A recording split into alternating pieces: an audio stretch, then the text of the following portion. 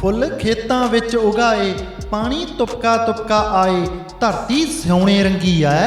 सिखो खेती दा तरीका, फसल जाए सिद्धी अमरीका, आमदन हुंदी चंगी है। देख लो ध्यान नाल देख लो, फोटोआं स्विट्जरलैंड दियां थोड़ी है, ये तां अपने पंजाब दियां ने, साडे पंजाब दियां।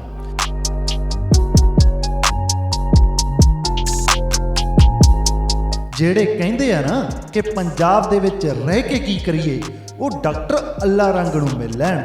ਕੱਲੇ ਬੰਦੇ ਨੇ ਹਜ਼ਾਰਾਂ ਬੰਦਿਆਂ ਦੀ ਜ਼ਿੰਦਗੀ ਬਦਲਤੀ।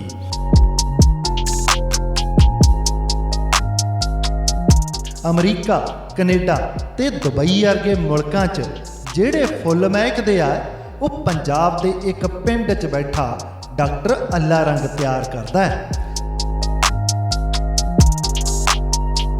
घर की बिजली खुद बनाते आ। फ्लिपकार्ट ते एमेज़ॉन का काम आया रास है। ध्यान नाल देखियो, शो बेहद खास है, बेहद खास है। पहले साल असी 25 किलो बीज एक्सपोर्ट किया सी। उस तो बाद फिर हौली हौली असी सीखते गए तो काम वधदा गया, तो हुण असी 1800 कुंटल सीड एक्सपोर्ट करते।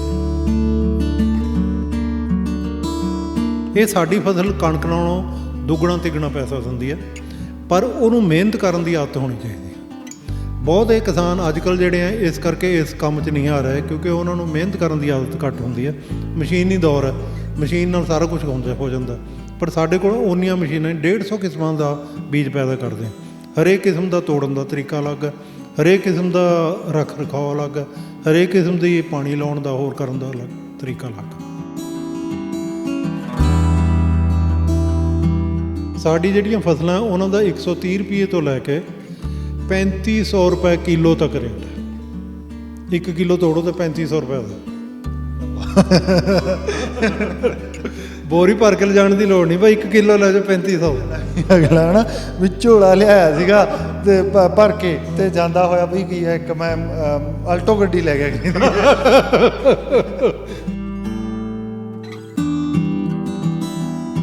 ਇੱਕ ਚੀਜ਼ ਤਾਂ ਇਹ ਕਿ ਅਸੀਂ ਆਪਣੇ ਇੰਪਲੋਈਜ਼ ਦੀ ਜਿਹੜੀ ਹੈ ਨਾ ਬਹੁਤ ਜ਼ਿਆਦਾ ਕੇਅਰ ਕਰਦੇ ਹਾਂ। ਕੇਅਰ ਇਨ ਦਾ ਸੈਂਸ ਕਿ ਆਪਣੇ ਸਟਾਫ ਦੀਆਂ ਸਾਰੀਆਂ ਜਿਹੜੇ ਬੱਚੇ ਆ ਉਹਨਾਂ ਦੀਆਂ ਕੁੜੀਆਂ ਨੂੰ ਅਸੀਂ ਪੜ੍ਹਾਉਂਦੇ ਹਾਂ ਫ੍ਰੀ ਆਫ ਕਾਸਟ। ਉਹ ਜਿੱਥੇ ਤੱਕ ਮਰਜ਼ੀ ਪੜ੍ਹ ਲੈਣ।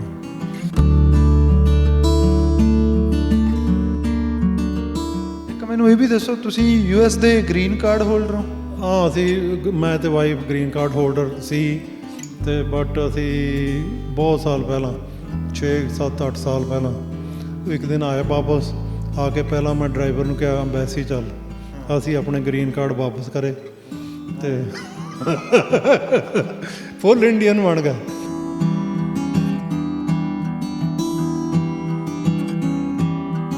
ਇੰਡੀਆ ਦੇ ਵਿੱਚ ਕੰਮ ਕਰਨਾ ਔਖਾ ਹੈ, ਬਟ ਔਖੇ ਨੂੰ ਕਰਦੇ ਹੋਏ ਤੁਸੀਂ ਕਿਤੇ ਨਾ ਕਿਤੇ ਫੇਰ ਵੀ ਪਹੁੰਚ ਸਕਦੇ ਹੋ। ਇਹੋ ਜਿਹੀ ਕੋਈ ਗੱਲ ਨਹੀਂ। ਜੇ ਤੁਸੀਂ ਪਿਸਣਾ ਹੀ ਹੈ ਫਿਰ ਠੀਕ ਹੈ, ਤੁਸੀਂ ਅਮਰੀਕਾ ਜੇ ਉਹੀ ਉੱਥੇ ਜਾ ਕੇ ਤੁਸੀਂ 4 ਜਣੇ ਇੱਕ ਕਮਰੇ 'ਚ ਰਹਿ ਰਹੇ ਹੋ, ਉਹ ਕੋਈ ਲਾਈਫ ਥੋੜ੍ਹਾ। ਤੁਸੀਂ ਗੈਰ ਕਾਨੂੰਨੀ ਤਰੀਕੇ ਨਾਲ ਰਹਿ ਰਹੇ ਹੋ, ਉਹ ਕੋਈ ਲਾਈਫ ਥੋੜ੍ਹਾ।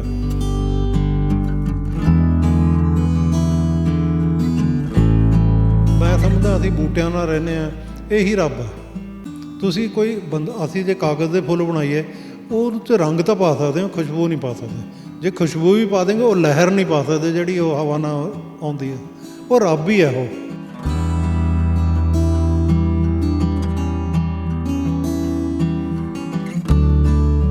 ਸਤਿ ਸ਼੍ਰੀ ਅਕਾਲ ਜੀ, ਮੈਂ ਹਾਂ ਨਵਰੀਤ ਸਿਵੀਆ ਤੇ ਤੁਸੀਂ ਜੁੜੇ ਹੋਏ ਹੋ ਅੱਖਰ ਦੇ ਨਾਲ। ਅੱਜ ਦੀ ਕਹਾਣੀ ਉਹਨਾਂ ਬੰਦਿਆਂ ਦੇ ਲਈ ਦੇਖਣੀ ਬੜੀ ਜ਼ਰੂਰੀ ਹੈ ਜਿਹੜੇ ਕਹਿੰਦੇ ਆ ਕਿ ਅਸੀਂ ਨਹੀਂ ਪਿੰਡ ਰਹਿਣਾ। ਪਿੰਡ 'ਚ ਬੈਠ ਕੇ ਕੋਈ ਕੀ ਕੁਝ ਕਰ ਸਕਦਾ ਹੈ। ਹਾਂ, ਉਹਦੀ ਪੜ੍ਹਾਈ ਲਿਖਾਈ ਦਾ ਵੀ ਖਾਸ ਰੋਲ ਸੀ, ਪਰ ਸਭ ਤੋਂ ਰੋਲ ਸੀ ਉਹਦੀ ਸਿੱਖਣ ਦੀ ਕਾਬਲੀਅਤ ਦਾ। ਉਹ ਸਿੱਖਦਾ ਗਿਆ, ਵੱਧਦਾ ਗਿਆ ਤੇ ਉਹਦਾ ਕੰਮ ਆਪਣੇ ਨਾਲ ਫੈਲਦਾ ਗਿਆ।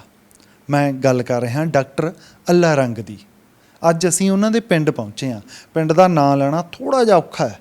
ਸਾਡੇ ਵਾਲੇ ਪਾਸੇ ਦੇ ਪਿੰਡ ਹੋਰ ਹਿਸਾਬ ਦੇ ਹੁੰਦੇ ਆ, ਪਟਿਆਲੇ ਵਾਲਿਆਂ ਦੇ ਪਿੰਡ ਹੋਰ ਹਿਸਾਬ ਦੇ ਆ। ਪਿੰਡ ਦਾ ਨਾਂ ਕੀ ਹੈ ਜੀ ਡਾਕਟਰ ਸਾਹਿਬ? ਦਬਲਾਨ ਹੈ ਜੀ, ਦਬਲਾਨ। ਦਬਲਾਨ, ਹਾਂ, ਦਬਲਾਨ ਪਿੰਡ ਆਏ ਆ, ਪਟਿਆਲੇ ਜ਼ਿਲ੍ਹੇ ਦੇ ਵਿੱਚ, ਨੇੜੇ ਹੀ ਪੈਂਦਾ ਰੱਖੜੇ ਦੇ, ਹੈ ਨਾ ਜੀ, ਨੇੜੇ ਆ। ਡਾਕਟਰ ਸਾਹਿਬ, ਮੈਂ ਜਿਹੜੀ ਗੱਲ ਕਹਿ ਕੇ ਹਟਿਆ ਤੁਹਾਡੇ ਬਾਰੇ, ਪਿੰਡ 'ਚ ਬੈਠਾ ਬੰਦਾ ਤੇ ਯੂਰਪ, ਅਮਰੀਕਾ ਤੇ ਮਿਡਲ ਈਸਟ ਦੇ ਵਿੱਚ ਬੀਜ ਸਪਲਾਈ ਕਰ ਰਿਹਾ, ਸਾਡੇ ਪੰਜਾਬ ਦੇ ਪਿੰਡ ਤੋਂ ਹੋ ਰਿਹਾ ਇਹ ਬੀਜ ਸਪਲਾਈ? ਇਹ ਸਰ ਇਹਦੀ ਇੱਕ ਲੰਮੀ ਚੌੜੀ ਕਹਾਣੀ ਹੈ।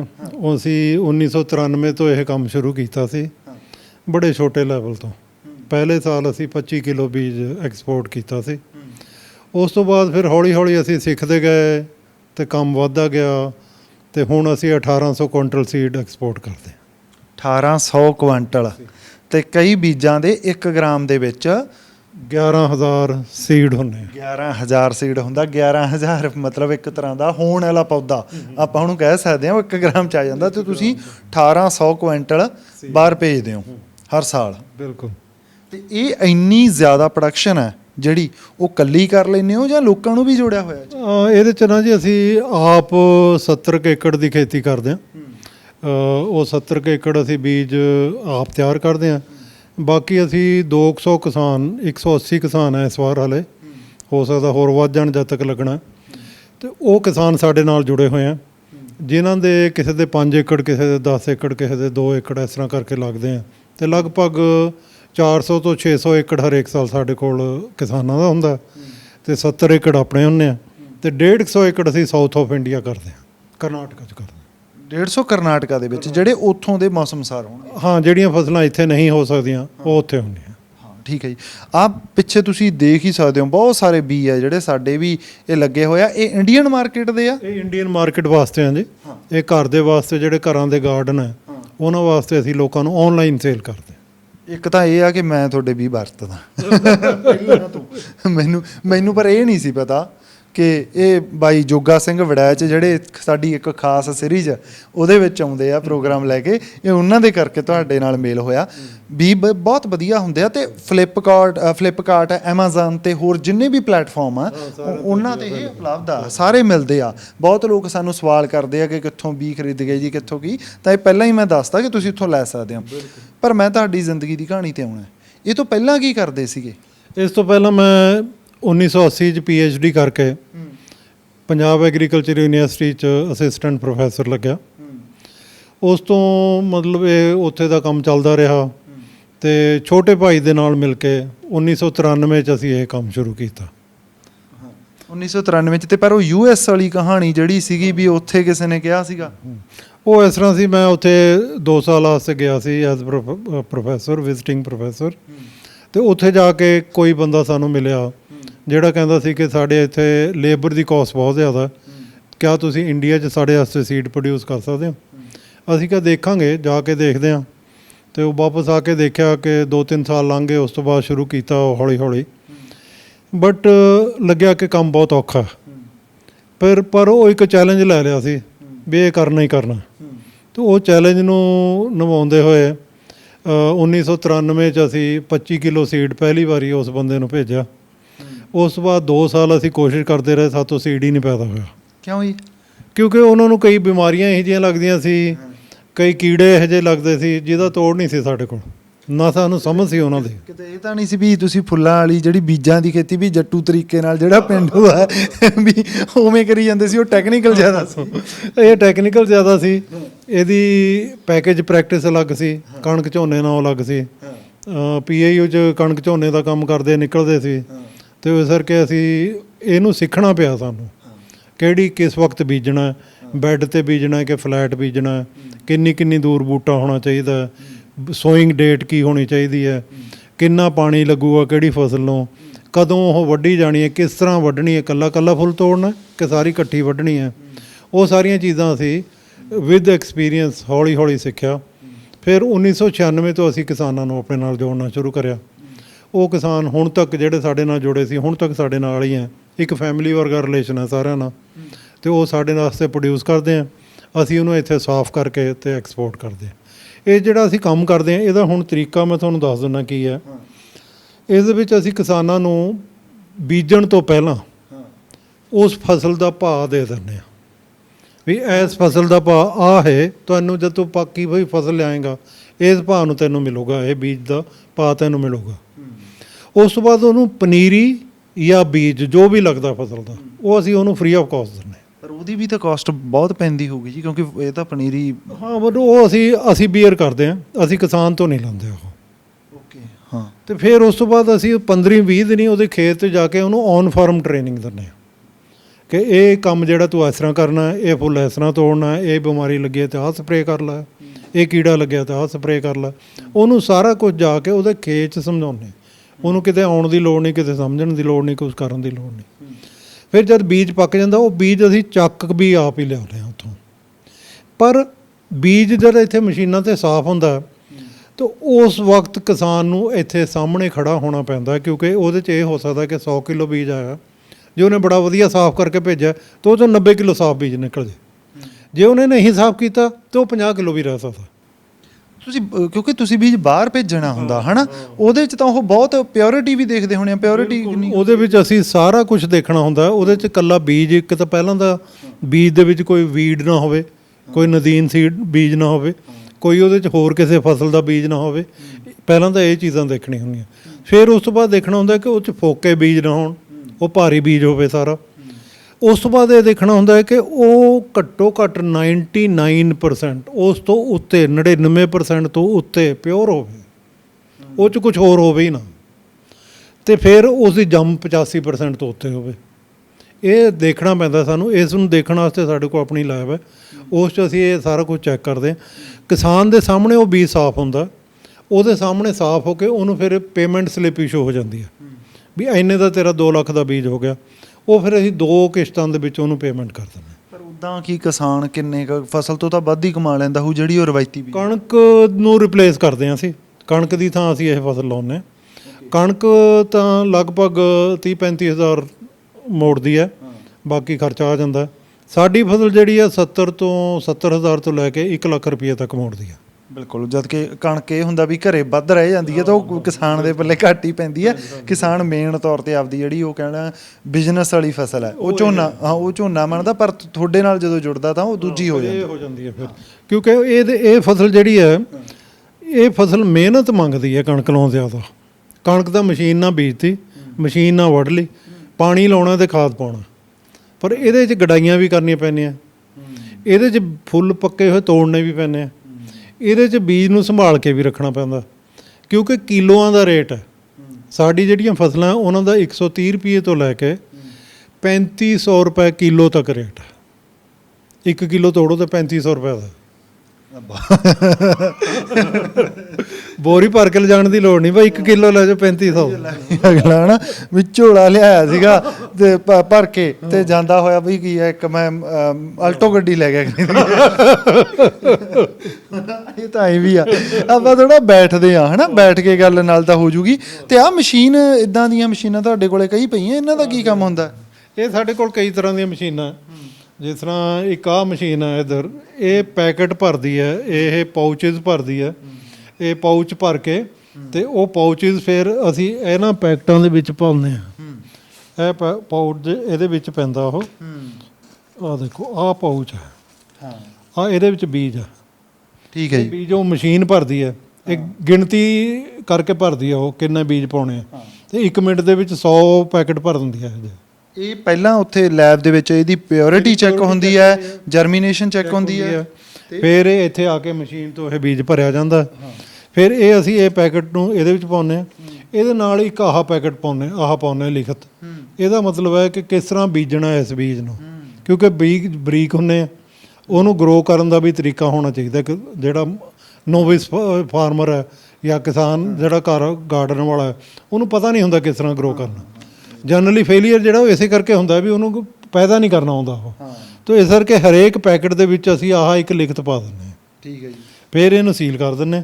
ਇਹ ਹੁਣ ਜਿਹੜਾ ਸੀਲ ਕੀਤਾ ਹੋਇਆ ਪੈਕਟ ਹੈ, ਇਸ ਦੀ ਲਾਈਫ 2 ਸਾਲ ਹੈ।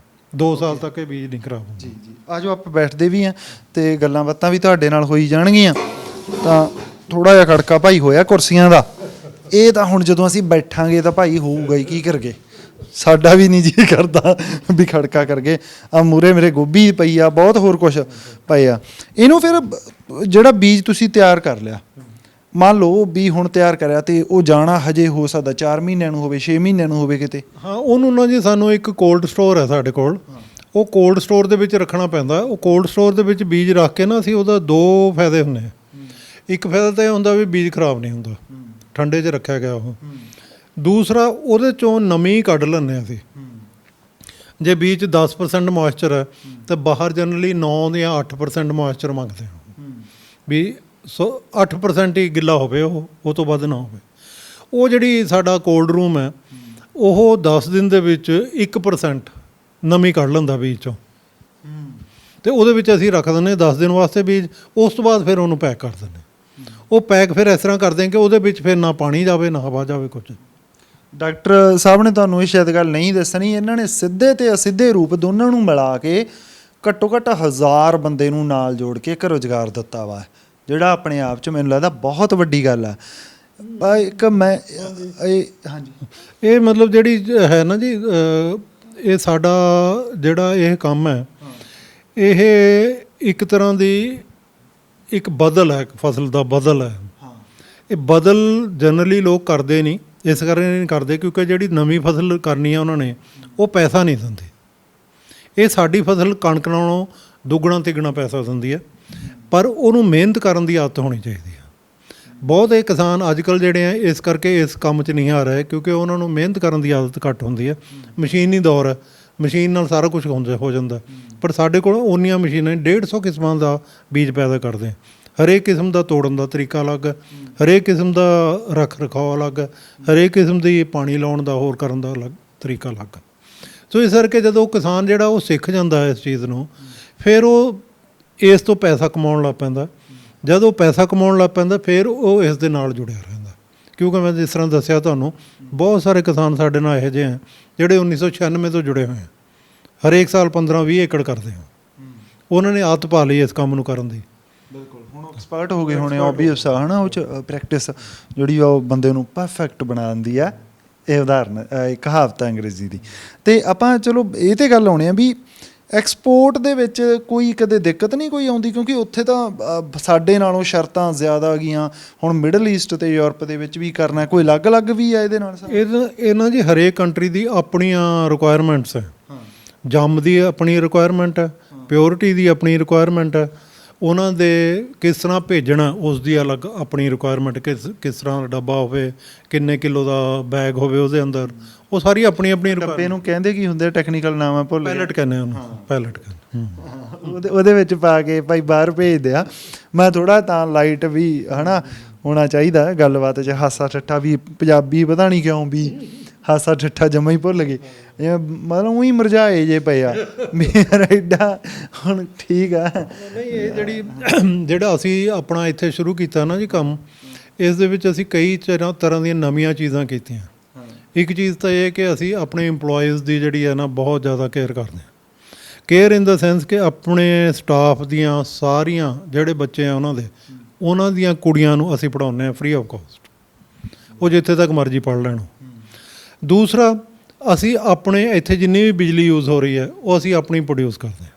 50 ਕਿਲੋਵਾਟ ਦਾ ਸਾਡਾ ਪਲਾਂਟ ਲੱਗਿਆ ਹੋਇਆ ਸੋਲਰ, ਅਸੀਂ ਆਪਣੀ ਬਿਜਲੀ ਪ੍ਰੋਡਿਊਸ ਕਰਦੇ ਹਾਂ।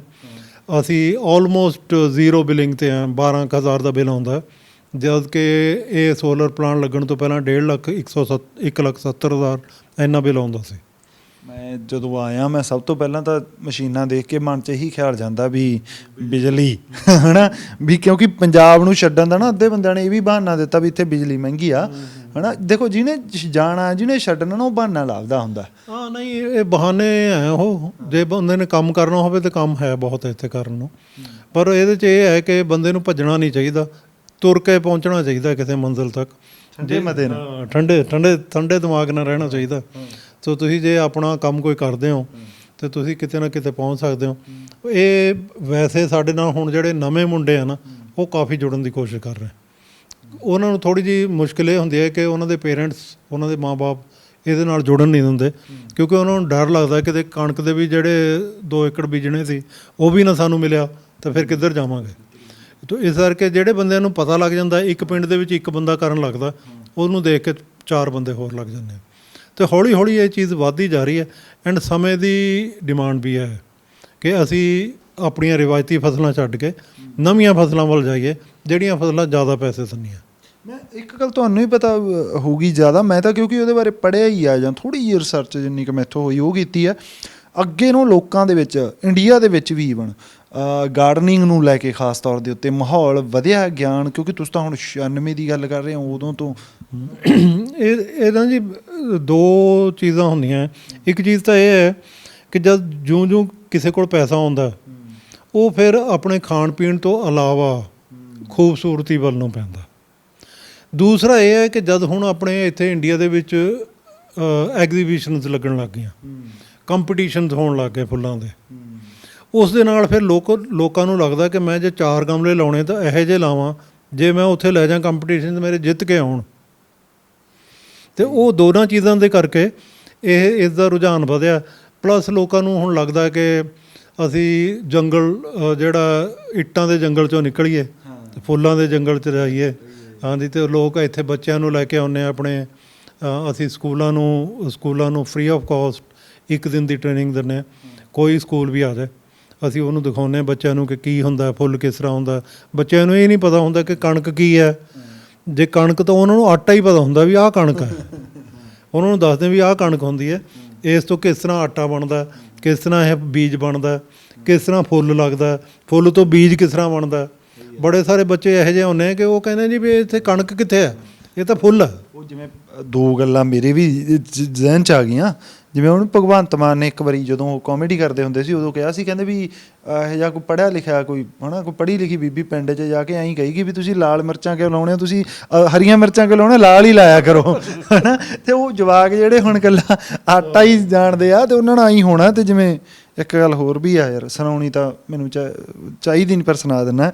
ਸਤਿੰਦਰ ਸਰਤਾਜ ਨੇ ਵੀ ਕਿਹਾ, ਸੜਕਾਂ ਤੋਂ ਛੱਲੀਆਂ ਖਰੀਦ ਕੀ ਖਬਰ ਹੋ, ਮੇਰਿਆਂ ਕਿਸਾਨਾਂ ਜਿੰਨਾ ਕਿਹਦੇ ਕੋਲ ਸਬਰ ਹੋਊਗਾ। ਸੋ ਇਹ ਜਿਵੇਂ ਤੁਸੀਂ ਕਹਿੰਦੇ ਠੰਡੇ ਮਤੇ ਨਾਲ, ਇਹ ਕੰਮ ਤਾਂ ਸਬਰ ਵਾਲੇ ਆ, ਟਿਕਾ ਕੇ ਚੱਲਣ ਵਾਲੇ ਆ। ਐਂਡ ਜ਼ਰੂਰੀ ਹੈ ਹੁਣ ਅੱਜ ਦੇ ਟਾਈਮ 'ਚ ਇਹ ਜ਼ਰੂਰੀ ਹੈ। ਜਿਸ ਤਰ੍ਹਾਂ ਦੀ ਚੇਂਜਿਸ ਆ ਰਹੀਆਂ ਐਗਰੀਕਲਚਰ ਦੇ ਵਿੱਚ, ਉਹਦੇ ਵਿੱਚ ਹੌਲੀ ਹੌਲੀ ਕਿਸਾਨੀ ਜਿਹੜੀ ਹੈ ਉਹ ਕੰਟਰੈਕਟ ਫਾਰਮਿੰਗ ਵੱਲ ਨੂੰ ਜਾਊਗੀ। ਜਦ ਕਿ ਅਸੀਂ ਪਹਿਲਾਂ ਤੋਂ ਹੀ 93 ਤੋਂ ਹੀ ਇਹ ਕੰਟਰੈਕਟ ਫਾਰਮਿੰਗ ਕਰ ਰਹੇ ਹਾਂ। ਐਂਡ ਜਿੰਨੇ ਵੀ ਬੰਦੇ ਸਾਡੇ ਨਾਲ ਜੁੜੇ ਆ ਉਹ ਖੁਸ਼ ਹੈ। ਜੇ ਇਸ ਤਰ੍ਹਾਂ ਦੀ ਕੰਟਰੈਕਟ ਫਾਰਮਿੰਗ ਕਰੀਏ ਜਾਂ ਹੋਰ ਵੀ ਜਿਹੜੇ ਬੰਦੇ ਆਉਣਗੇ ਇਸ ਤਰ੍ਹਾਂ ਦੀ ਕੰਟਰੈਕਟ ਫਾਰਮਿੰਗ ਕਰਨ ਵਾਲੇ ਆਉਣ, ਅਤੇ ਮੇਰੇ ਖਿਆਲ ਕਿਸਾਨ ਜਿਹੜਾ ਉਹ ਪਿੱਟ ਨਹੀਂ ਸਕਦਾ। ਬਟ ਓਨਲੀ ਥਿੰਗ ਇਜ਼ ਇਹਦੇ 'ਚ ਸੋਚ ਇਹੀ ਹੈ ਕਿ ਜਿਹੜਾ ਵੀ ਕੰਟਰੈਕਟ ਫਾਰਮਿੰਗ ਕਰਨਾ ਹੋਵੇ ਉਹ ਕਿਸਾਨ ਨੂੰ ਧੋਖਾ ਨਾ ਦੇਵੇ। ਡਾਕਟਰ ਸਾਹਿਬ ਗੱਲ ਤਾਂ ਇਹ ਸਾਰੀ ਬੰਦੇ 'ਤੇ ਆ ਕੇ ਖੜ੍ਹ ਜਾਂਦੀ ਨਾ। ਉਹ ਜਿੰਨੇ ਚਿਰ 'ਚ ਮੈਂ ਤੁਹਾਨੂੰ ਪਤਾ ਉੱਧਰ ਮੈਂ ਥੋੜ੍ਹੇ ਵਾਲ ਜਿਹੇ ਵਾਹੁਣ ਗਿਆ ਸ਼ੋਅ ਤੋਂ ਪਹਿਲਾਂ, ਅਤੇ ਉਹ ਸ਼ੀਸ਼ੇ ਕੰਨੀ ਗਿਆ ਸੀ। ਤੁਹਾਡਾ ਜਿਹੜਾ ਇੱਥੇ ਮੁੰਡਾ ਸੈੱਟ ਕਰਾ ਰਿਹਾ ਸੀ ਉਹ ਮੈਨੂੰ ਇੰਨੇ 'ਚ ਹੀ ਦੱਸ ਗਿਆ ਵੀ ਸਾਡੇ ਵਾਸਤੇ ਡਾਕਟਰ ਸਾਹਿਬ ਰੱਬ ਰੂਪ ਆ।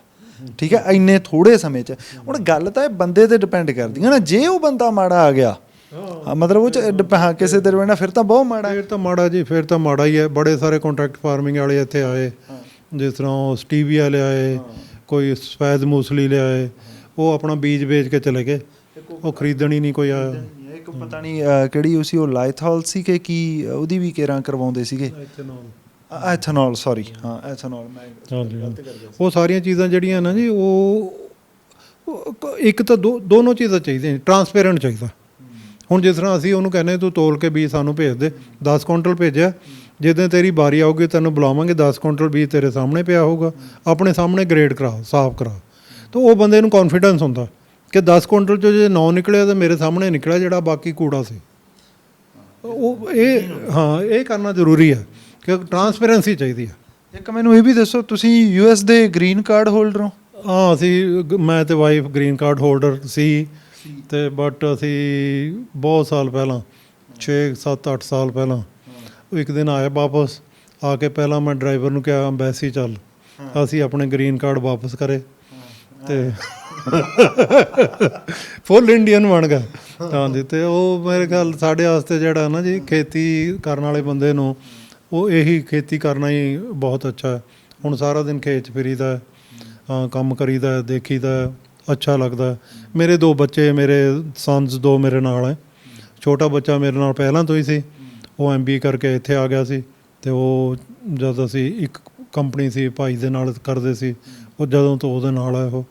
ਬਟ ਵੱਡਾ ਬੱਚਾ ਮੇਰਾ ਅਮਰੀਕਾ ਹੀ ਪੜ੍ਹਿਆ, ਉੱਥੇ ਹੀ ਜੋਬ ਕਰਦਾ ਸੀ, ਕੰਪਿਊਟਰ ਪ੍ਰੋਗਰਾਮਰ ਹੈ। ਉਹਨੂੰ ਵੀ ਸਾਨੂੰ 4 ਸਾਲ ਪਹਿਲਾਂ ਬੁਲਾਉਣਾ ਪਿਆ ਵਾਪਸ। ਉਹ ਹੁਣ ਇੱਥੇ ਆ ਕੇ ਬਹੁਤ ਖੁਸ਼ ਹੈ। ਉਹ ਆ ਕੇ ਸਾਡੀਆਂ ਬਹੁਤ ਸਾਰੀਆਂ ਜਿਹੜੀਆਂ ਕੰਮ ਆ, ਜਿਸ ਤਰ੍ਹਾਂ ਵੈਬਸਾਈਟ ਡਿਵੈਲਪ ਕਰਨੀ, IT ਦਾ ਕੰਮ ਕਰਨਾ, ਰਾਈਟ ਅਪਸ ਬਣਾਉਣੇ, ਸਾਰੇ ਉਹਨੇ ਸੰਭਾਲ ਲਏ। ਸਾਊਥ ਇੰਡੀਆ ਦਾ ਸਾਰਾ ਪ੍ਰੋਡਕਸ਼ਨ ਸੰਭਾਲ ਲਈ। ਅਤੇ ਸਾਨੂੰ ਮਤਲਬ ਆਪਣੀ ਕੁਆਲਿਟੀ ਕੰਟਰੋਲ ਸੰਭਾਲਿਆ। ਤਾਂ ਮਤਲਬ ਇਸ ਤਰ੍ਹਾਂ ਜੇ ਕੋਈ ਇੱਥੇ ਆ ਕੇ ਵੀ ਕੰਮ ਕਰਦਾ ਤਾਂ ਮੇਰੇ ਖਿਆਲ 'ਚ ਉਹ 'ਚ ਇਹੋ ਜਿਹਾ ਕੁਛ ਨਹੀਂ ਹੈ ਕਿ ਤੁਸੀਂ ਅਮਰੀਕਾ 'ਚ ਜੇ ਤੁਸੀਂ ਪਿਸਣਾ ਹੀ ਹੈ ਫਿਰ ਠੀਕ ਹੈ। ਤੁਸੀਂ ਅਮਰੀਕਾ ਜੇ ਉਹੀ ਉੱਥੇ ਜਾ ਕੇ ਤੁਸੀਂ 4 ਜਣੇ ਇੱਕ ਕਮਰੇ 'ਚ ਰਹਿ ਰਹੇ ਹੋ, ਉਹ ਕੋਈ ਲਾਈਫ ਥੋੜ੍ਹਾ। ਤੁਸੀਂ ਗੈਰ ਕਾਨੂੰਨੀ ਤਰੀਕੇ ਨਾਲ ਰਹਿ ਰਹੇ ਹੋ, ਉਹ ਕੋਈ ਲਾਈਫ ਥੋੜ੍ਹਾ। ਹਾਂਜੀ, ਜੇ ਤੁਸੀਂ ਇੱਥੇ ਵੀ ਕੰਮ ਕਰੋ, ਕੰਮ ਕਰਿਆ ਜਾ ਸਕਦਾ। ਔਖਾ ਜ਼ਰੂਰ ਹੈ, ਇੰਡੀਆ ਦੇ ਵਿੱਚ ਕੰਮ ਕਰਨਾ ਔਖਾ ਹੈ, ਬਟ ਔਖੇ ਨੂੰ ਕਰਦੇ ਹੋਏ ਤੁਸੀਂ ਕਿਤੇ ਨਾ ਕਿਤੇ ਫਿਰ ਵੀ ਪਹੁੰਚ ਸਕਦੇ ਹੋ। ਇਹੋ ਜਿਹੀ ਕੋਈ ਗੱਲ ਨਹੀਂ ਹੈ। ਅਤੇ ਇੱਕ ਪਟਿਆਲੇ ਰਹਿਣ ਵਾਲਾ ਲੌਜਿਕ ਸੁਣੋ ਹੁਣ ਡਾਕਟਰ ਸਾਹਿਬ ਦਾ। ਡਾਕਟਰ ਸਾਹਿਬ ਦਾ ਪਿੰਡ 15 ਕਿਲੋਮੀਟਰ ਉਹ ਪੈ ਜਾਂਦਾ ਹੋਊ ਨਾ। ਡਾਕਟਰ ਸਾਹਿਬ ਸ਼ਹਿਰ 'ਚ ਨਹੀਂ ਰਹਿੰਦੇ। ਅੱਜ ਕੱਲ੍ਹ ਲੋਕਾਂ ਦਾ ਇਹ ਹਿਸਾਬ ਆ ਵੀ ਉਹ ਕਹਿੰਦੇ ਆ ਵੀ ਅਸੀਂ ਪਿੰਡ 'ਚ ਕਿਵੇਂ ਰਵਾਂਗੇ, ਹੈ ਨਾ। ਲੋਕਾਂ ਦਾ ਇਹ ਹੁੰਦਾ ਜਦ ਕਿ ਤੇ ਪਰ ਡਾਕਟਰ ਸਾਹਿਬ ਸ਼ਹਿਰ 'ਚ ਨਹੀਂ ਰਹਿੰਦੇ। ਕਿਉਂ ਨਹੀਂ ਰਹਿੰਦੇ? ਉਹਦਾ ਇੱਕ ਜੇ ਤੁਸੀਂ ਖੇਤੀ ਕਰਨੀ ਹੈ ਨਾ ਜੀ, ਫਿਰ ਖੇਤ ਦੇ ਵਿੱਚ ਹੀ ਰਹਿਣਾ ਚਾਹੀਦਾ। ਕਰ ਹੀ ਤਾਂ ਸਕਦੇ ਹੋ ਤੁਸੀਂ। ਅਸੀਂ ਹੁਣ 70-80 ਏਕੜ ਦੀ ਖੇਤੀ ਕਰਦੇ ਹਾਂ। ਤੁਸੀਂ ਸਵੇਰੇ ਕੰਮ 'ਤੇ ਬੰਦਿਆਂ ਨੂੰ ਲਾਉਣਾ ਹੈ, ਤੁਸੀਂ ਕੋਈ ਦਵਾਈ ਦੀ ਸਪਰੇਅ ਕਰਨ ਭੇਜਣਾ ਜਾਂ ਖਾਦ ਪਾਉਣ ਭੇਜਣਾ। ਤੁਸੀਂ ਜੇ ਇੱਥੇ ਹੋ ਤਾਂ ਹੀ ਉਹ ਸਹੀ ਚੱਲ ਸਕਦੀ ਆ। ਅਦਰਵਾਈਜ਼ ਤਾਂ ਮਤਲਬ ਤੁਸੀਂ ਸੋਚ ਲਓ ਕਿ ਅੱਧੀ ਪਿਲਫਰੇਜ ਹੋਏਗੀ। ਹਾਂ ਵੀ ਨਹੀਂ, ਬੰਦਾ 10 ਵਜੇ ਨੂੰ ਆਊਗਾ, ਇੱਥੇ 7 ਵਜੇ ਨੂੰ ਵੀ ਉੱਠ ਕੇ। ਬਿਲਕੁਲ। ਹੁਣ ਤਾਂ ਤੁਸੀਂ 6 ਵਜੇ ਵੀ ਉੱਠ ਕੇ ਕੰਮ ਕਰ ਰਹੇ ਹੋ। ਜਦ ਮਰਜ਼ੀ ਤੁਸੀਂ ਖੇਤ ਦੇ ਵਿੱਚ ਹੀ ਹੋ, ਜਦ ਵੀ ਕੰਮ ਹੈ ਤੁਹਾਨੂੰ ਜਦ ਹੀ ਤੁਸੀਂ ਉੱਠ ਕੇ ਦੇਖ ਲਓ। ਕੋਈ ਆਇਆ ਤਾਂ ਪਤਾ ਲੱਗ ਜਾਏਗਾ ਤੁਹਾਨੂੰ ਕੌਣ ਆਇਆ, ਕੋਈ ਗਿਆ ਤਾਂ ਤੁਹਾਨੂੰ ਪਤਾ ਲੱਗ ਜਾਏਗਾ ਕੀ ਕਰ ਰਿਹਾ। ਮਤਲਬ ਕੰਮ ਕਰਾਉਣ ਵਾਸਤੇ ਤੁਹਾਨੂੰ ਕੰਮ ਦੀ ਥਾਂ 'ਤੇ ਹੋਣਾ ਚਾਹੀਦਾ। ਹੁਣ ਸਾਡਾ ਕੰਮ ਖੇਤੀ ਨਾਲ ਰਿਲੇਟਡ ਹੈ, ਸਾਨੂੰ ਖੇਤ 'ਚ ਹੀ ਹੋਣਾ ਚਾਹੀਦਾ। ਜੇ ਅਸੀਂ ਸੋਚੀਏ ਕਿ ਪਟਿਆਲੇ ਦੀ ਕੀ ਹੈ, ਪਟਿਆਲੇ 'ਚ ਹੋਊਗਾ, ਉੱਥੇ ਕਾਰਾਂ ਦੀ ਆਵਾਜ਼ ਸੁਣੀ ਜਾਊਗੀ, ਉਹਦੀ ਪੋਲਿਊਸ਼ਨ ਆਈ ਜਾਊਗੀ। ਹਾਂਜੀ, ਅਤੇ ਹੋਰ ਕੀ ਹੋਊਗਾ? ਅਸੀਂ ਜਾ ਕੇ ਛੇਤੀ ਤੋਂ ਛੇਤੀ ਜਾ ਕੇ ਦੁਕਾਨ ਤੋਂ ਸਮਾਨ ਲਿਆਵਾਂਗੇ, ਉਹ ਕੀ ਹੋ ਜਾਊਗਾ? ਇੱਥੇ ਅਸੀਂ 2 ਦਿਨ ਦਾ 4 ਦਿਨ ਦਾ ਸਮਾਨ ਲਿਆ ਕੇ ਰੱਖ ਲਈਦਾ, ਕੋਈ ਲੋੜ ਹੀ ਨਹੀਂ ਪੈਂਦੀ, ਕਦੇ ਕੁਛ ਵੀ ਨਹੀਂ ਹੁੰਦਾ। ਬੱਚੇ ਪੜ੍ਹਨ ਜਾਂਦੇ ਆ, ਉੱਥੇ ਜਿਹੜਾ ਪਟਿਆਲੇ ਤੋਂ ਸਕੂਲ ਜਾਊਗਾ ਉਹਨੂੰ ਵੀ ਅੱਧਾ ਘੰਟਾ ਲੱਗਣਾ, ਜਿਹੜਾ ਇੱਥੋਂ ਪਿੰਡ ਤੋਂ ਸਕੂਲ ਜਾਊਗਾ ਉਹਨੂੰ ਵੀ ਅੱਧਾ ਘੰਟਾ ਲੱਗਦਾ। ਉਹ ਕੋਈ ਪ੍ਰੋਬਲਮ ਨਹੀਂ ਹੈ। ਹੁਣ ਤਾਂ ਸਕੂਲ ਵਾਲੇ ਵੀ ਨਾ ਸ਼ਹਿਰ ਤੋਂ ਬਾਹਰ ਬਣਾ ਕੇ ਕਹਿੰਦੇ ਜੀ ਦੇਖੋ ਇਹ ਬੜਾ ਫਰੈਸ਼ ਏਅਰ ਆਉਂਦੀ ਹੈ ਇੱਥੇ, ਸਕੂਲ ਵਾਲੇ ਦੱਸਦੇ ਆ। ਗੱਲ ਤਾਂ ਡਾਕਟਰ ਸਾਹਿਬ ਜ਼ਿੰਦਗੀ ਦੇ ਉਹ ਰਾਣੀ ਤੱਤ ਨੂੰ ਸਮਝਣ ਦੀ ਹੈ ਜਿਹੜੀ ਤੁਸੀਂ ਸਮਝ ਗਏ ਵੀ ਬਹੁਤ ਜ਼ਰੂਰੀ ਹੈ ਜੀ। ਬਹੁਤ ਜ਼ਰੂਰੀ ਹੈ ਕਿ ਤੁਸੀਂ ਮਤਲਬ ਇੱਕ ਦੂਸਰੀ ਚੀਜ਼ ਇਹ ਹੈ ਕਿ ਦੂਸਰੀ ਚੀਜ਼ ਨੇਚਰ ਦੇ ਨਾਲ ਜਦ ਬੰਦਾ ਜੁੜ ਕੇ ਰਹਿੰਦਾ ਨਾ, ਉਹਦੀ ਆਪਣੀ ਨੇਚਰ ਬਦਲ ਜਾਂਦੀ ਹੈ। ਉਹ ਮਤਲਬ ਮੈਂ ਸਮਝਦਾ ਅਸੀਂ ਬੂਟਿਆਂ ਨਾਲ ਰਹਿੰਦੇ ਹਾਂ, ਇਹੀ ਰੱਬ ਹੈ। ਤੁਸੀਂ ਕੋਈ ਬੰਦਾ, ਅਸੀਂ ਜੇ ਕਾਗਜ਼ ਦੇ ਫੁੱਲ ਬਣਾਈਏ ਉਹ 'ਚ ਰੰਗ ਤਾਂ ਪਾ ਸਕਦੇ ਹੋ, ਖੁਸ਼ਬੂ ਨਹੀਂ ਪਾ ਸਕਦੇ। ਜੇ ਖੁਸ਼ਬੂ ਵੀ ਪਾ ਦੇਂਗੇ ਉਹ ਲਹਿਰ ਨਹੀਂ ਪਾ ਸਕਦੇ ਜਿਹੜੀ ਉਹ ਹਵਾ ਨਾਲ ਆਉਂਦੀ ਹੈ। ਉਹ ਰੱਬ ਹੀ ਹੈ ਉਹ। ਜੇ ਅਸੀਂ ਮਤਲਬ ਇੱਥੇ ਇੱਕ ਖੇਤ ਦੇ ਵਿੱਚ ਫਿਰਦੇ ਹਾਂ, ਡਿਫਰੈਂਟ ਤਰ੍ਹਾਂ ਦੇ ਫੁੱਲਾਂ ਨੂੰ ਦੇਖਦੇ ਹਾਂ, ਅਤੇ ਉਹ ਜੋ ਜ਼ਿੰਦਗੀ ਦਾ ਮਜ਼ਾ, ਜੋ ਲੁਤਫ ਉਹਦੇ 'ਚ ਹੈ, ਉਹ ਕਿਤੇ ਨਹੀਂ ਹੈ।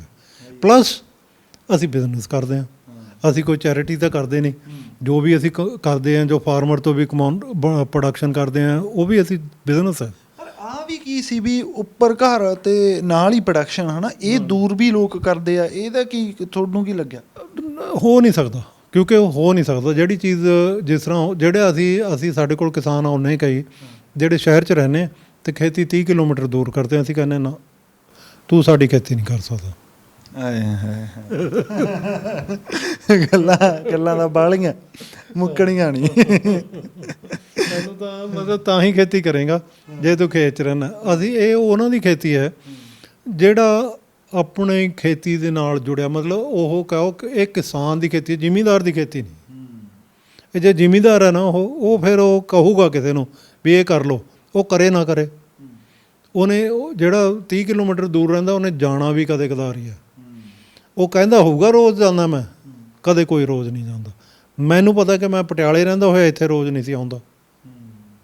ਉਹ ਤਾਂ ਹੀ ਆਇਆ ਜਾਂਦਾ ਜੇ ਤੁਸੀਂ ਉੱਥੇ ਰਹਿੰਦੇ ਹੋ, ਉਸ ਕੰਮ ਦੇ ਨਾਲ ਬਿਲਕੁਲ ਜੁੜੇ ਹੋਏ ਹੋ। ਜੇ ਤਾਂ ਉਹ ਕਿਸੇ ਵਿੱਚ ਰਹਿੰਦੇ ਆ ਨਾ ਬਾਈ, ਅਤੇ ਫਿਰ ਬੂਟੇ ਆਪ ਦੱਸਦੇ ਆ ਵੀ ਸਾਨੂੰ। ਅਸੀਂ ਜਦ ਯੂਨੀਵਰਸਿਟੀ 'ਚ ਪੜ੍ਹਦੇ ਸੀ ਨਾ, ਤਾਂ ਸਾਡੇ ਇੱਕ ਟੀਚਰ ਹੁੰਦੇ ਸੀ ਡਾਕਟਰ ਖੇਮ ਸਿੰਘ ਗਿੱਲ। ਉਹ ਸਾਨੂੰ ਕਹਿੰਦੇ ਹੁੰਦੇ ਸੀ ਕਿ ਜੇ ਬੂਟਾ ਤੁਹਾਡੇ ਨਾਲ ਗੱਲ ਨਹੀਂ ਕਰਦਾ, ਇਹਦਾ ਮਤਲਬ ਤੁਸੀਂ ਚੰਗੇ ਪਲਾਂਟ ਬੀਡਰ ਨਹੀਂ। ਤੁਹਾਨੂੰ ਪਤਾ ਹੋਣਾ ਚਾਹੀਦਾ ਕਿ ਇਹ ਬੂਟਾ ਹੈਪੀ ਹੈ, ਖੁਸ਼ ਹੈ, ਕਿ ਇਹ ਬੂਟਾ ਦੁਖੀ ਹੈ। ਜੇ ਤੁਹਾਨੂੰ ਇਹ ਬੂਟਾ ਬੋਲ ਕੇ ਦੱਸ ਰਿਹਾ ਨਾ, ਇਹਦਾ ਮਤਲਬ ਤੁਸੀਂ ਚੰਗੇ ਪਲਾਂਟ ਬੀਡਰ ਹੋ। ਇਸ ਤਰ੍ਹਾਂ ਹੀ ਹੁਣ ਇੱਥੇ ਆ, ਜੇ ਸਾਨੂੰ ਇਹੀ ਨਹੀਂ ਪਤਾ ਕਿ ਫਸਲ ਹੈ ਜਿਹੜੀ ਹੈ ਇਹ ਰੋ ਰਹੀ ਹੈ ਅਤੇ ਉਹਨੂੰ 4 ਦਿਨ ਅਸੀਂ ਪਾਣੀ ਨਾ ਦਈਏ ਜਾਂ ਉਹਨੂੰ ਕੋਈ ਬਿਮਾਰੀ ਲੱਗੀ ਅਸੀਂ ਉਹਨੂੰ ਸਪਰੇਅ ਨਾ ਕਰੀਏ, ਇਹ ਤਾਂ ਰੋਜ਼ ਦੀ ਰੋਜ਼ ਦੇਖਣ ਵਾਲੀਆਂ ਚੀਜ਼ਾਂ ਹੁੰਦੀਆਂ। ਜਦ ਤੱਕ ਤੁਸੀਂ ਹੁਣ 70 ਏਕੜ, ਜਦ ਤੱਕ 70 ਏਕੜ ਦਾ ਪੂਰਾ ਚੱਕਰ ਨਹੀਂ ਲੱਗਦਾ ਰੋਜ਼, ਜਦ ਤੱਕ ਪਤਾ ਨਹੀਂ ਲੱਗਦਾ ਕਿ ਕੀ ਹੋਣਾ।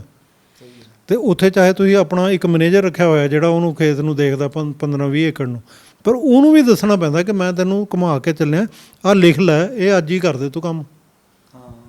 ਤਾਂ ਇਹ ਕੰਮ ਹੁੰਦਾ। ਮੈਨੇਜਰ ਵੀ ਕਈ ਵਾਰੀ ਇਹੋ ਜਿਹੇ ਨਿਕਲ ਜਾਂਦੇ ਆ ਵੀ ਜਿਹੜੀ ਵੱਟ ਤੇ ਤੁਸੀਂ ਕਹਿਦਾ ਉਸੇ ਦੀ ਉਸੇ ਦੀ ਬਾਈ ਤੂੰ ਕਿਹੜਾ ਅਗਲੀ ਕਹੀ ਸੀ। ਐਂ ਵੀ ਹੁੰਦਾ। ਇਹ ਤਾਂ ਜਦੋਂ ਬੰਦਾ ਆਪ ਕਰਦਾ ਫਿਰ ਥੋੜ੍ਹਾ ਜਿਹਾ ਧਿਆਨ ਨਾਲ ਕਰਦਾ। ਮੈਂ ਤਾਂ ਇੰਨਾ ਵੀ ਇਹ ਗੱਲ 'ਚ ਮੇਰਾ ਬਹੁਤ ਯਕੀਨ ਆ ਵੀ ਜੇਕਰ ਤੁਸੀਂ ਵਿੱਚੋਂ ਆਪਦੇ ਕੰਮ ਦੇ ਪੂਰੀ ਤਰ੍ਹਾਂ 100% ਤਾਂ ਤੁਹਾਨੂੰ ਨਤੀਜੇ ਬਿਹਤਰ ਮਿਲਦੇ ਆ। ਅਤੇ ਇੱਕ ਆਪਾਂ ਕਿਉਂਕਿ ਬਿਲਕੁਲ ਆਪਾਂ ਅੰਤ 'ਚ ਆ ਹੈ ਨਾ, ਕੀ ਫਿਊਚਰ ਪਲਾਨ ਆ ਹੁਣ? ਐਕਸਪੋਰਟਰ ਤਾਂ ਤੁਸੀਂ ਬਣ ਗਏ ਹੋ, ਪੰਜਾਬ ਦੇ ਇੱਕ ਪਿੰਡ 'ਚੋਂ ਬੈਠ ਕੇ ਇਸ ਹੱਦ ਤੱਕ ਐਕਸਪੋਰਟ ਕਰ ਰਹੇ ਹੋ ਤੁਸੀਂ ਚੀਜ਼ਾਂ ਨੂੰ। ਇਹਦੇ 'ਚ ਨਾ ਜੀ ਇੱਕ ਚੀਜ਼ ਮੇਜਰ ਤਾਂ ਹੈ ਕਿ ਅਸੀਂ ਇਨੋਵੇਸ਼ਨਸ ਲਿਆਉਣੀਆਂ ਚਾਹੁੰਦੇ ਹਾਂ। ਉਹ ਇਨੋਵੇਸ਼ਨਸ ਅਸੀਂ ਕਾਫੀ ਲਿਆਂਦੀਆਂ ਵੀ ਹੈ। ਅਸੀਂ ਜਿਹੜੀ ਆਪਣੀ ਫਸਲ ਹੈ, ਜਿਹੜੀਆਂ ਨਾਜ਼ੁਕ ਫਸਲਾਂ ਅਤੇ ਮਹਿੰਗੀਆਂ ਫਸਲਾਂ, ਉਹਨਾਂ ਨੂੰ ਅਸੀਂ ਡਰਿਪ ਅਤੇ ਮਲਚ ਥੱਲੇ ਲਾਉਂਦੇ ਹਾਂ। ਪੋਲੀਥੀਨ ਦੀ ਮਲਚ ਵਿਛਾ ਲਈ, ਉਹ ਥੱਲੇ ਡਰਿਪ ਲਾਈਨ ਪਾ ਦਿੱਤੀ, ਉਹਦੇ 'ਤੇ ਲਾਉਂਦੇ ਹਾਂ। ਉਹਦੇ 2 ਫਾਇਦੇ ਹੁੰਦੇ ਆ ਡਰਿਪ ਮਲਚ ਦੇ। ਮਲਚ ਦਾ ਇੱਕ ਫਾਇਦਾ ਤਾਂ ਹੁੰਦਾ ਕਿ ਜਿਹੜਾ ਬਾਹਰ ਦਾ ਟੈਂਪਰੇਚਰ ਹੈ ਸਰਦੀਆਂ 'ਚ, ਉਹ ਤੋਂ ਅੰਦਰ ਰੂਟ ਦਾ ਟੈਂਪਰੇਚਰ 3 ਤੋਂ 4 ਡਿਗਰੀ ਜ਼ਿਆਦਾ ਹੁੰਦਾ, ਅਤੇ ਉਹ ਬੂਟੇ ਨੂੰ ਪਤਾ ਹੀ ਨਹੀਂ ਲੱਗਦਾ ਕਿ ਸਰਦੀ ਹੈ। ਜੇ ਜੜ ਨੂੰ ਠੰਡ ਲੱਗਦੀ ਹੈ ਤਾਂ ਉਹ ਬੂਟਾ ਮਰਦਾ, ਜੇ ਨਹੀਂ ਲੱਗਦੀ ਤਾਂ ਉਹ ਬੂਟਾ ਉਸ ਤਰ੍ਹਾਂ ਹੀ ਗਰੋ ਕਰੀ ਜਾਂਦਾ ਜਿਸ ਤਰ੍ਹਾਂ ਉਹ ਗਰਮੀਆਂ 'ਚ ਕਰ ਰਿਹਾ ਸੀ। ਦੂਸਰਾ, ਉਹ ਮਲਚ ਜਿਹੜੀ ਹੈ ਉਹ ਘਾਹ ਨਹੀਂ ਹੋਣ ਦਿੰਦੀ, ਤਾਂ ਬੂਟੇ ਨੂੰ ਕੰਪੀਟੀਸ਼ਨ ਨਹੀਂ ਹੁੰਦਾ ਕੋਈ ਵੀ, ਉਹ ਬੂਟਾ ਆਪਣੇ ਖੁਰਾਕ ਲੈ ਕੇ ਆਰਾਮ ਨਾਲ ਜੀ ਰਿਹਾ। ਇੱਕ ਇਨੋਵੇਸ਼ਨ ਤਾਂ ਅਸੀਂ ਇਸ ਤਰ੍ਹਾਂ ਦੀ ਇਹ ਕੀਤੀ ਹੈ ਕਿ ਅਸੀਂ ਕੋਸ਼ਿਸ਼ ਕਰ ਰਹੇ ਹਾਂ ਹੁਣ ਕਿ ਜ਼ਿਆਦਾ ਤੋਂ ਜ਼ਿਆਦਾ ਏਰੀਆ ਮਲਚ ਦੇ ਥੱਲੇ ਹੋਵੇ ਅਤੇ ਡਰਿਪ ਇਰੀਗੇਸ਼ਨ ਹੋਵੇ। ਅਸੀਂ ਬੂਟੇ ਦੀ ਜੜ੍ਹ 'ਚ ਜਾ ਕੇ ਪਾਣੀ ਦਈਏ ਇੱਕ ਡਰੋਪ ਕਰਕੇ, ਉੱਥੇ ਅਸੀਂ ਉਹਨੂੰ ਫਰਟੀਗੇਸ਼ਨ ਕਰੀਏ, ਉਹਨੂੰ ਖਾਦ ਉੱਥੇ ਹੀ ਪਹੁੰਚਾਈਏ ਉਹਦੀ ਜੜ੍ਹ 'ਚ, ਤਾਂ ਕਿ ਉਹ ਜਿਹੜਾ ਖਾਦ ਵੇਸਟ ਕਰਦੇ ਹਾਂ ਅਸੀਂ, ਜਿਹੜਾ ਅਸੀਂ ਖਾਦ ਛੱਟੇ ਨਾਲ ਲਾਉਂਦੇ ਹਾਂ, ਉਹ 40-50% ਤਾਂ ਉੜੀ ਜਾਂਦਾ, 40-50% ਬਚਦਾ, ਉਹ ਵੀ ਕਿਤੇ ਪਾਣੀ ਨਾਲ ਹਟ ਗਿਆ, ਕੋਈ ਥੱਲੇ ਚਲੇ ਗਿਆ, ਕੁਛ ਹੋਇਆ। ਇਹ ਅਸੀਂ ਉਹ ਬੂਟੇ ਦੀ ਜੜ੍ਹ 'ਚ ਪਾਣੀ ਦਿੰਦੇ ਹਾਂ ਉਹਨੂੰ। ਉਹ ਇਸ ਤਰ੍ਹਾਂ ਦੀਆਂ ਹੋਰ ਇਨੋਵੇਸ਼ਨਸ, ਕਿਸ ਤਰ੍ਹਾਂ ਅਸੀਂ ਬੀਜ ਜਿਹੜਾ ਉਹ ਮਸ਼ੀਨ ਨਾਲ ਇਕੱਠਾ ਕਰ ਸਕਦੇ ਹਾਂ, ਕਿਸ ਤਰ੍ਹਾਂ ਅਸੀਂ ਬੀਜ ਨੂੰ ਛੇਤੀ ਪ੍ਰੋਸੈਸ ਕਰ ਸਕਦੇ ਹਾਂ। ਪ੍ਰੋਸੈਸਿੰਗ ਜਿਹੜੀ ਹੈ ਉਹ ਬੜਾ ਟਾਈਮ ਲੈਂਦੀ ਹੈ। ਕਿਸ ਤਰ੍ਹਾਂ ਅਸੀਂ ਉਹਦੇ ਵਾਸਤੇ ਅਸੀਂ ਨਵੀਆਂ ਮਸ਼ੀਨਾਂ ਲਾਉਂਦੇ ਹਾਂ, ਨਵੇਂ ਅਸੀਂ ਉਹਦੇ ਵਾਸਤੇ ਸਿਸਟਮ ਬਣਾਉਂਦੇ ਹਾਂ ਕਿ ਇੱਥੋਂ ਜਾਊਗਾ, ਫਿਰ ਇੱਥੇ ਜਾਊਗਾ, ਫਿਰ ਇੱਥੇ ਜਾਊਗਾ, ਉਹ ਸਿਸਟਮ ਦੇ ਥਰੂ ਉਹਨੂੰ ਕੱਢਦੇ ਹਾਂ। ਹੋਰ ਬੜੀਆਂ ਸਾਰੀਆਂ ਚੀਜ਼ਾਂ, ਹਰੇਕ ਸਾਲ ਨਵੀਆਂ ਫਸਲਾਂ ਬਾਹਰੋਂ ਆਉਂਦੀਆਂ ਕਿ ਆਹ ਪ੍ਰੋਡਿਊਸ ਕਰ ਦਿਓ ਸਾਡੇ ਵਾਸਤੇ। ਉਹ ਫਸਲ ਨੂੰ ਫਿਰ ਅਸੀਂ ਗਰੋ ਕਰਕੇ ਦੇਖਦੇ ਹਾਂ ਪਹਿਲਾਂ ਆਪਣੇ ਫਾਰਮ 'ਤੇ 2 ਸਾਲ ਕਿ ਉਹ ਜਿਹੜੀ ਹੈ ਕਿਸਾਨ ਨੂੰ ਕਿੰਨੇ ਪੈਸੇ ਦੇ ਕੇ, ਫਿਰ ਉਹ ਕਿਸਾਨ ਨੂੰ ਉਹ ਦਿੰਦੇ ਹਾਂ, ਤਾਂ ਕਿ ਕਿਸਾਨ ਨੂੰ ਇਹ ਨਾ ਹੋਵੇ ਕਿ ਉਹ ਫਸਲ ਜਿਹੜੀ ਹੈ ਆ ਕੇ ਇਹੋ ਜਿਹੀ ਕੋਈ ਬਿਮਾਰੀ ਹੋਵੇ ਜਿਹੜੀ ਉਹ ਕਿਸਾਨ ਸੰਭਾਲ ਹੀ ਨਾ ਸਕਦਾ ਹੋਵੇ, ਜਾਂ ਉਹ ਫਸਲ ਜਿਹੜੀ ਝਾੜ ਨਾ ਕੁਛ ਦਿੰਦੀ ਹੋਵੇ। ਤਾਂ ਉਹ ਸਾਰੀਆਂ ਚੀਜ਼ਾਂ ਨੂੰ ਅਸੀਂ ਪਹਿਲਾਂ ਆਪਣੇ ਇੱਥੇ ਸਟੱਡੀ ਕਰਨ ਤੋਂ ਬਾਅਦ ਫਿਰ ਕਿਸਾਨ ਕੋਲ ਭੇਜਦੇ ਹਾਂ। ਐਂਡ ਇਹਨਾਂ ਦੀ ਇਹੋ ਜਿਹੀਆਂ ਇਨੋਵੇਸ਼ਨਸ ਦੇ ਨਾਲ ਸਾਨੂੰ ਰੈਕਗਨੀਸ਼ਨ ਵੀ ਬੜੀ ਮਿਲੀ।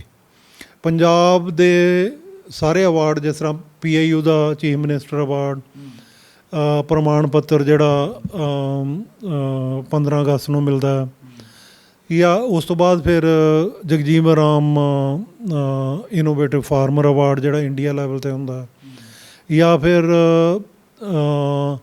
ਇੱਕ ਜਿਹੜਾ ਗਲੋਬਲ ਐਗਰੀਕਲਚਰ ਲੀਡਰਸ਼ਿਪ ਅਵਾਰਡ। ਇਸ ਤਰ੍ਹਾਂ ਦੇ ਸਾਰੇ ਅਵਾਰਡ ਜਿੰਨੇ ਵੀ ਐਗਰੀਕਲਚਰ ਨਾਲ ਰਿਲੇਟਡ ਹੈ ਉਹ ਸਾਨੂੰ ਮਿਲ ਚੁੱਕੇ ਆ। ਉਹ ਇਸੇ ਕਰਕੇ ਹੈ ਕਿ ਅਸੀਂ ਸਿਰਫ ਖੇਤੀ ਨਹੀਂ ਕਰ ਰਹੇ, ਉਹਦੇ ਵਿੱਚ ਇਨੋਵੇਸ਼ਨਸ ਐਡ ਕਰ ਰਹੇ ਹਾਂ, ਉਹ 'ਚ ਨਵੀਆਂ ਚੀਜ਼ਾਂ ਐਡ ਕਰ ਰਹੇ ਹਾਂ। ਅਸੀਂ ਕੋਸ਼ਿਸ਼ ਕਰ ਰਹੇ ਹਾਂ ਕਿ ਉਹਦੀ, ਜਦ ਅਸੀਂ 1993 ਸ਼ੁਰੂ ਕੀਤਾ ਸੀ, ਸਾਤੋਂ ਝਾੜ ਨਹੀਂ ਸੀ ਆਉਂਦਾ, ਹੁਣ ਉਹੀ ਫਸਲ ਦਾ 4 ਗੁਣਾ ਝਾੜ ਆਉਂਦਾ, ਕਿਉਂਕਿ ਅਸੀਂ ਉਹਨੂੰ ਓਵਰ ਟਾਈਮ ਅਸੀਂ ਸਿੱਖ ਗਏ ਕਿ ਕਿਸ ਤਰ੍ਹਾਂ ਉਹਨੂੰ ਕਰਨਾ। ਤਾਂ ਹਰੇਕ ਸਾਲ ਕੋਈ ਨਾ ਕੋਈ ਨਵੀਂ ਚੀਜ਼ ਸਿੱਖਣ ਨੂੰ ਮਿਲਦੀ ਹੈ। ਇਹ ਜਿਹੜਾ ਕੰਮ ਹੈ ਇਹ ਬਹੁਤ ਇੰਟਰਸਟਿੰਗ ਕੰਮ ਹੈ ਅਤੇ ਬਹੁਤ ਪੈਸੇ ਦੇਣ ਵਾਲਾ ਕੰਮ ਹੈ ਕਿਸਾਨ ਨੂੰ। ਪਰ ਅਸੀਂ ਕਿਸਾਨਾਂ ਨੂੰ ਇਹ ਨਹੀਂ ਕਹਿੰਦੇ ਕਿ ਤੁਸੀਂ 10 ਏਕੜ ਲਾ ਲਓ, ਅਸੀਂ ਉਹ ਤੋਂ 1 ਜਾਂ 2 ਏਕੜ ਤੋਂ ਸ਼ੁਰੂ ਕਰਾਉਂਦੇ ਤਾਂ ਕਿ ਉਹ ਪਹਿਲਾਂ ਹੌਲੀ ਹੌਲੀ ਸਿੱਖੇ। 4 ਫਸਲਾਂ 1 ਏਕੜ 'ਚ ਦੇਤੀਆਂ, ਉੱਥੋਂ ਸਿੱਖੇਗਾ ਉਹ 4 ਫਸਲਾਂ ਦਾ। ਜੇ ਉਹਨੂੰ 4 ਫਸਲਾਂ ਵਧੀਆ ਲੱਗੀਆਂ ਉਹ, ਤਾਂ ਉਹ ਫਿਰ ਅਗਲੇ ਸਾਲ 2 ਏਕੜ ਕਰ ਲੈ, 3 ਏਕੜ ਕਰ ਲੈ, ਆਪਣੇ ਹਿਸਾਬ ਨਾਲ ਹੌਲੀ ਹੌਲੀ ਵਧੇ। ਜਿੰਨਾ ਕੁ ਉਹਦੇ ਕੋਲ ਲੇਬਰ ਹੈ, ਜਿੰਨਾ ਕੁ ਉਹਦੇ ਕੋਲ ਟਾਈਮ ਹੈ ਕੰਮ ਕਰਨ ਦਾ ਇੱਥੇ, ਜਿੰਨਾ ਕੁ ਉਹ ਮਿਹਨਤ ਕਰ ਸਕਦਾ।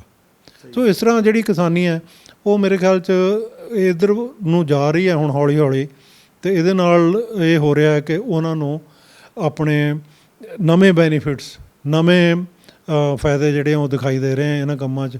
ਪੈਸਾ ਵੀ ਹੈ ਇਹਦੇ ਵਿੱਚ, ਮਤਲਬ ਕਣਕ ਨਾਲ ਤਾਂ 3 ਗੁਣਾ ਹੀ ਪੈਸਾ ਹੋ ਜਾਂਦਾ, ਅਤੇ ਉਹ ਜਿਹੜਾ ਕਰਨ ਨਾਲ ਉਹ ਜਿਹੜਾ ਕਿਸਾਨ ਵੀ ਖੁਸ਼ਹਾਲ ਹੋ ਰਿਹਾ। ਬਹੁਤ ਬਹੁਤ ਸ਼ੁਕਰੀਆ ਡਾਕਟਰ ਸਾਹਿਬ, ਤੁਸੀਂ ਕੀਮਤੀ ਸਮਾਂ ਕੱਢਿਆ। ਥੈਂਕ ਯੂ, ਤੁਸੀਂ ਆਏ, ਥੈਂਕ ਯੂ ਸੋ ਮੱਚ। ਤੁਹਾਡਾ ਜੀ, ਅਸੀਂ ਤਾਂ ਆਉਣਾ ਹੀ ਸੀਗਾ।